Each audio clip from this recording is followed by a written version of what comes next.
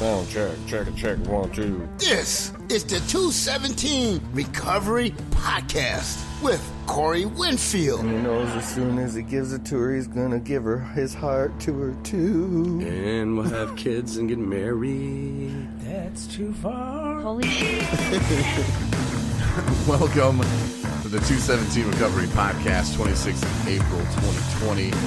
My name is Corey Winfield, and joining me tonight in the studio that we don't have a name for yet is the lovely Marney Liston. Marney, how are you today? I am good. Hello, everybody. All right.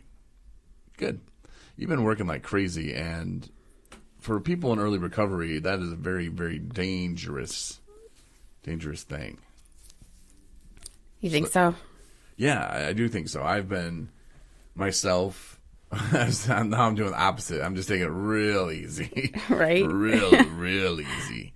But no, I got out and, was in rehab before. And the reason why I was drinking that time, I said, was because, well, I don't have enough money and it stresses me out. So I know if I'm working and I have this job lined up and, blah, blah, blah, blah, blah, blah, and it sounded good at the time. And I mean, I was legit with it. I really thought that this was going to do it. Once I make money, I'll be able to pay my bills, won't be stressing, and I won't drink. It'll be great. Didn't work out like that? No, not at all. I don't even know if I even made it to the second week of the job. I was already drinking because I hated the job, and I was like, this is not going to work. I'm still not going to be able to afford anything, and blah, blah, blah. And so it was just a cycle that just kept going around and around. Because the reason why I drank wasn't because I didn't have money. I mean, I always had money to drink. The reason I drank was something that I had, at that time, I had no idea what it even was. So Hadn't figured it out yet. Yeah. But you're having a good day, you said. Today? Yeah. Today's a great day. Today's a good day. Yeah. I got caught up on a little bit of sleep. I try to get sleep in the morning when I get back here. It doesn't work out that way. Did you work at a treatment center and you work the late shifts and stuff? So. I work overnight shift. So it puts me back home like around between like 7:30 and 8 in the morning.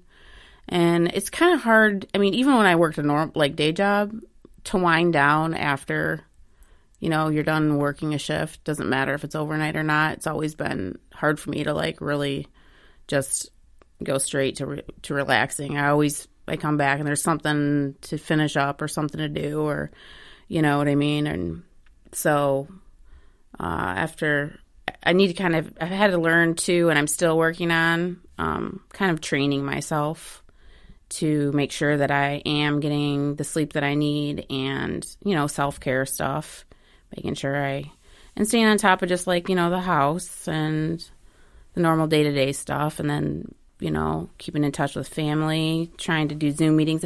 That's one thing that's a perk of my job is I'm actually, surrounded by recovery while I'm there and people in the program. So my mindset just in general is focused in that arena. I don't know if that really makes sense, but it's kind of, the structure of everything. And,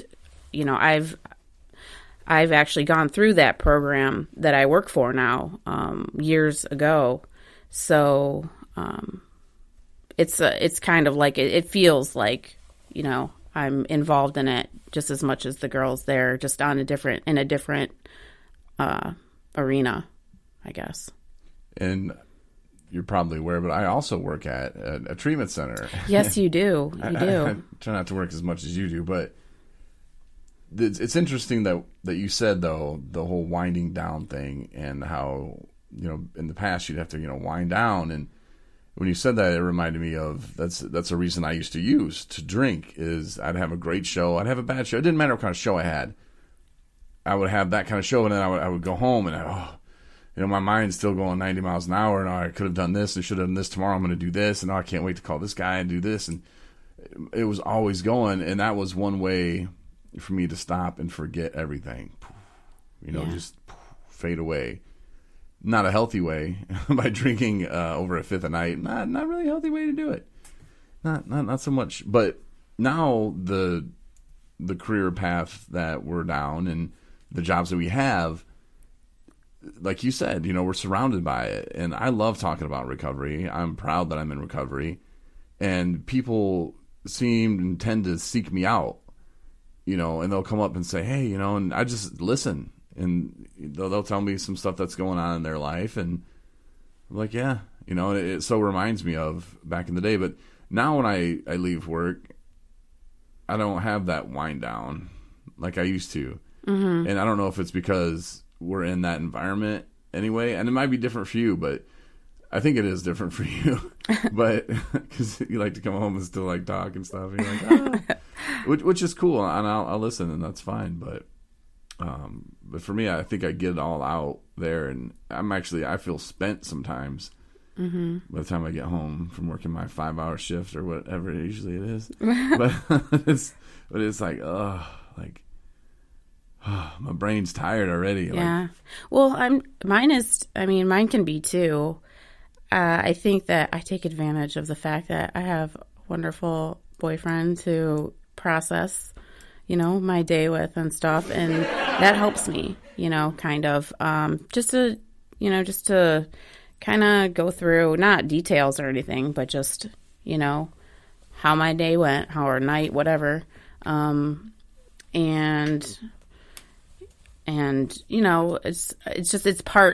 become part of like a routine that I've developed. And it's not like I have to talk about stuff forever, but it is good to kind of just like, and then I can just kind of clear my head, for myself, and then start my day on what I need to do for myself. And my own personal recovery. So kind of clear the reset button, sort of, I guess. So watch working too much, though. Yeah. That can't get away from you. And I don't know if it helps that what kind of work you're doing, but I see it too many times from working at a previous treatment center as well. And myself being a person that did that, like, I just got to get to work. And thinking that work's going to solve it all. I'll just throw myself into work. Yeah. No, the only work you need to do is on yourself. Yeah. And for people in treatment center, if you're thinking about going to a treatment center right now and you're thinking, man, you might be unemployed, and look, you're gonna have this money coming in from unemployment. It's a very dangerous time. It'd be a perfect time to actually go to rehab. Yeah. And if you need inpatient, check it out. Now could be a lifesaver for you. If you're just sitting at home getting $600 a week, or $760 or whatever it is, and you have nothing to do, that's dangerous. That's a death sentence. Absolutely, that's dangerous. Yeah. And let that money pile up. And if I'm going to lose my apartment, well, you can find a new one. Trust me. Well, it'll all work out how it's supposed to. Pray for it, and God will hook you up. But don't worry about those little things like that. I'll lose all my stuff. Okay, if you haven't lost it already once, we've all lost things, and they're material things. But the real thing is you got to get squared away with yourself. And will rehab do that the first time? I don't know if you're lucky, but you have to be really, really lucky, because there's a lot of work involved. And that's why I said the work that you should be doing on yourself should be just that. And if you have this time right now to kind of chill out, and maybe you don't need inpatient, maybe you just need to do some reading, get online, talk to a therapist, really talk to a therapist. Don't you want to talk to her every day or him? Find one that you like. If you're doing it online, you can just fly through them. Talk to your buddies, just about life in general, and find out what you really, really like to do. Find out what the real problems are in your life, whether it be location, whether it be the relationships, the people that you're around. You might have to change that. And if you want a good life, those are the things that are going to need to happen. Yeah. Do you know of one, I'm asking Marney and I'm asking you, do you know one person that has lived to 90 years old that was just a happy-ass alcoholic? That would be an absolute no. An active addiction. I don't either. No. I haven't met a happy alcoholic ever, really. You see people like, oh, I can do it. No, why? You're going to die, first of all. That's what happens. Yeah. And the other drugs, too. You ever met a 90-year-old addict? Right. I don't think, no. Maybe sex, but. Yeah. Well, I think about that, too, is like when you think about people today and where you are today and what your life looks like if you continue down the path of substance abuse, right? Like, you know, whatever it is that you're addicted to, alcohol, meth, coke, weed, whatever it is, where do you really see yourself in 10 years from today if you continue down that path? And then where do you see yourself in 20? Because we're not going to get any younger. We know that. So, like, one day are we going to wake up and be like an 80-year-old looking for, you know, our drug dealer? Like, that seems, I don't know. I mean, maybe it's something that does happen, but I mean, in all reality, would you make it that far? Would you really make it that far? And what kind of pain and agony are you willing to, you know, go through to continue on doing what you're doing when you know it's not where you need to be? Yeah, it's a real easy decision. It is. It seems like it should be. But you think it was, but you know as well as I do, when you're in that active addiction where it's so hard to even function without it, and then once you get that rebound again, oh, okay, I'm good. I don't feel that way no more. I'm good. Mm-hmm. And then you come down, and it's a rinse, wash, repeat. Yeah, I know that all too well. It's so sad. And there's a cycle of it emotionally, too. Like, first you'll go through, I don't remember it exactly, so I'll just make up some stuff if I forget. But, like, first you go through with the guilt and the shame. Mm-hmm. And then you come out of that, and it's the denial. It's denial, the anger. Then the anger, and then bargaining. One. Yeah, but then you started, then you go back again. Because you got to drain that sorrow and all that emotion, so then you're back at it again. Then you start it all over. Mm-hmm. It's a continuing circle of just blah. And if you've been sober for some time, you know what I'm talking about, and you're probably just as glad as we are that we're sober today and we can actually enjoy life. And you know, if this unemployment stuff happens and comes through for the people that need it, you know, that's great. And this is a good opportunity. And I mean, if I get a couple dollars, I won't be mad. You know, I'm going to do good things with it. That's for sure. Yeah. But you know, it's an option, and it's a very pivotal time for a lot of people right now. I was talking to a guy yesterday, and I kind of jokingly said, "Well, this is the way God wants it." And I was like, "Well, wait a minute.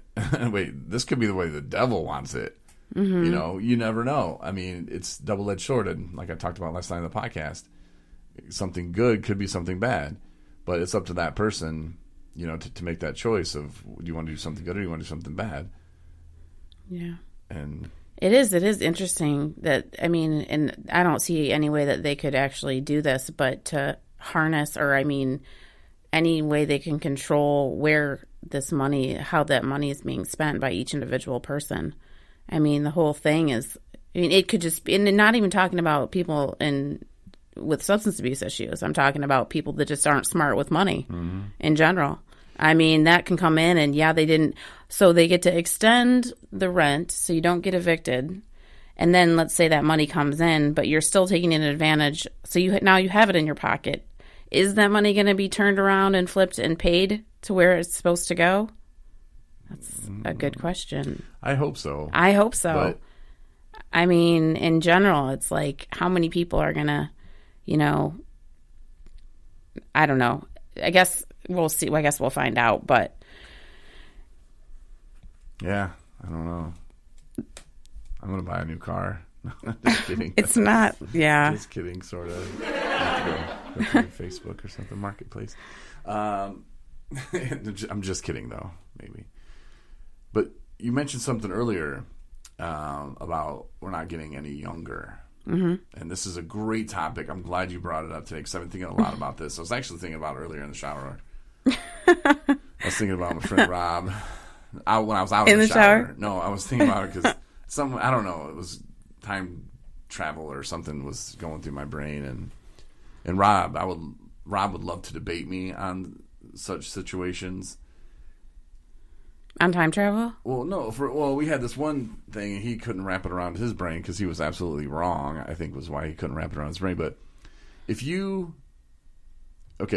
speed that the Earth goes around the sun. Mm-hmm. Okay, if you